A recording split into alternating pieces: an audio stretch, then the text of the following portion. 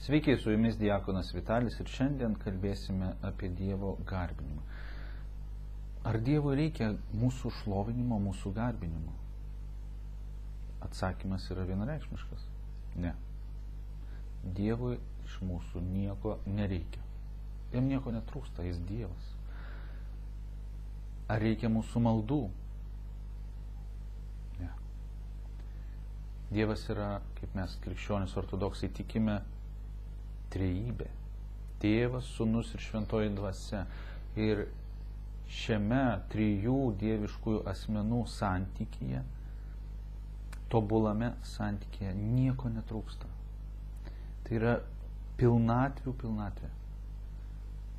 Dievui negali kažko reikėti ar trūkti. Tačiau iš šios begalinės meilės, iš šio begalinio noro dalintis viskuo, ką turi Dievas, visais įmanomais meilės apsireiškimais, ne mūsų žmogiškos meilės, ne kūniškos meilės, ne mūsų supaprastintos, iškreiptos, primityvios meilės, tačiau dieviškosios begalinės meilės, apie kurią mes net negalime pagalvoti.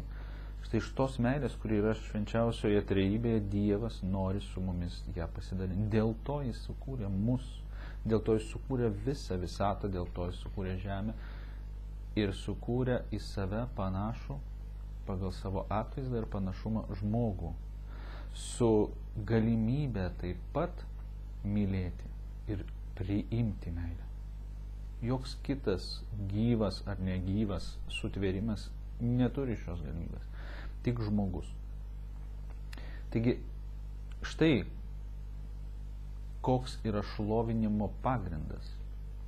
Arba maldos, garbinimo, šlovinimo, apskritai bendravimo su Dievu pagrindas. Tai yra Dievo begalinės meilės išraiškos mums, dovanos mums atsakas. Iš šios dovanos, kurią mes gavome iš Dievo, mes atsiliepiame ir norime ir garbinti, ir šlovinti, ir melstis, ir dėkoti Dievui. Turėtume norėti. Dievas taip pat nori, nes per tai mes patiriame santykį su Dievu. Per maldą, per šlovinimą, per garbinimą mes galime patirti tai, tą jo begalinę didybę, begalinę meilę, begalinę garbę ir šlovę patirti ant savęs. Kai mes jį šloviname, mes daromės panašus į jį.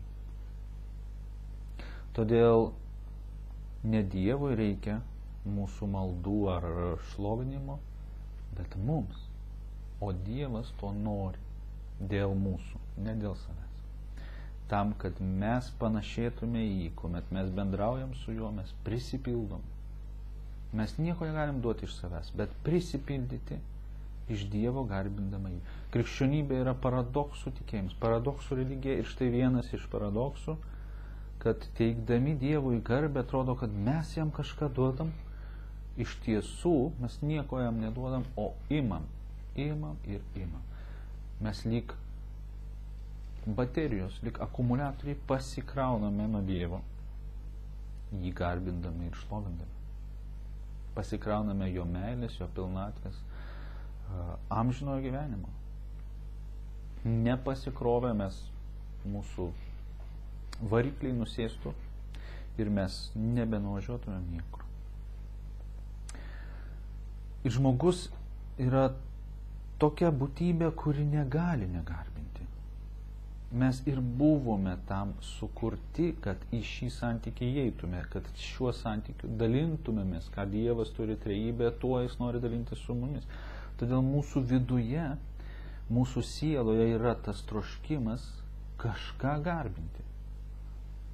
Ir jeigu jūs netikite, pažiūrėkime, paanalizuokite žmonės aplink, paanalizuokite save. Jeigu žmogus negarbina to, kam jis buvo sukurtas, tai yra Dievo, jis garbina kažką kitą, bet būtinai. Garbina pop žvaigždės, pavyzdžiui. ypač paaugliai. Netgi savo paauglystėje atsimenu, sienas iškabindavome muzikos žvaigždžių plakatais, kaip ikonomis. Žmonės garbina sportą, sporto žaidėjus, čempionus. Žmonės garbina kino žvaigždės, žmonės garbina daiktus.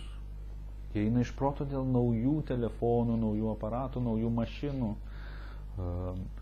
Kiti garbina skrandį savo, maistą, sveikas, nesveikas, gurmaniškas, gražus, negražus, neskanus arba skanus. Kiti garbina savo artimą žmogų, žmoną, vyrą. Dažnai pasitaiko, kiti garbina savo vaikus. Vaikai tampa kulto objektais namuose, aplink juos šokinėjama be perstojo, jie yra maži dievukai. Dar kiti garbina patys save, nuolat save žiūri į veidrodį, fotografuoja, puošia įvairiais būdais, mankština kūną, tobulina, netgi neleidžia savo pasenti ir natūraliai savo kūnui leistis žemyn ir ruoštis poilsiui, ruoštis amžinajam gyvenimui.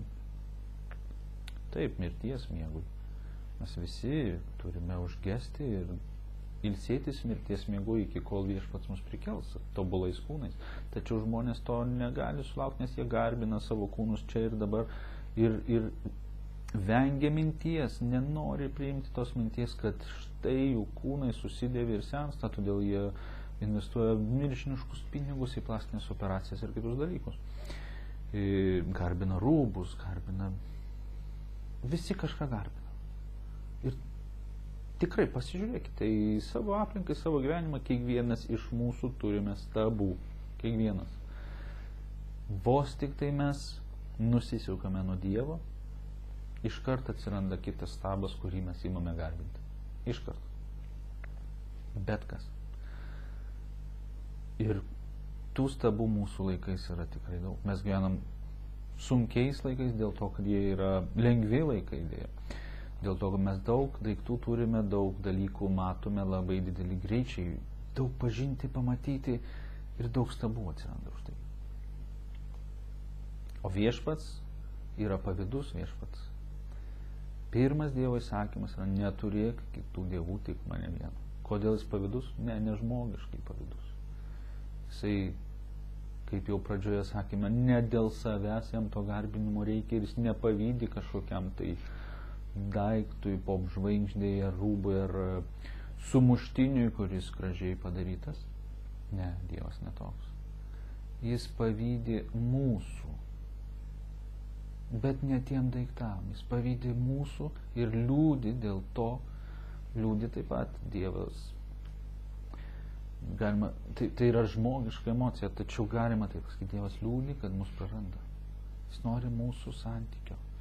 Nori su mumis bendrauti, jis nori, kad mums būtų gera, o be jo, jis žino, kad be jo mums nebus gera, kad joks stabas, joks daiktas mums nesuteiks tos laimės ir džiaugsmo, kurį suteiks jis. Štai dėl ko Dievas yra pavydus.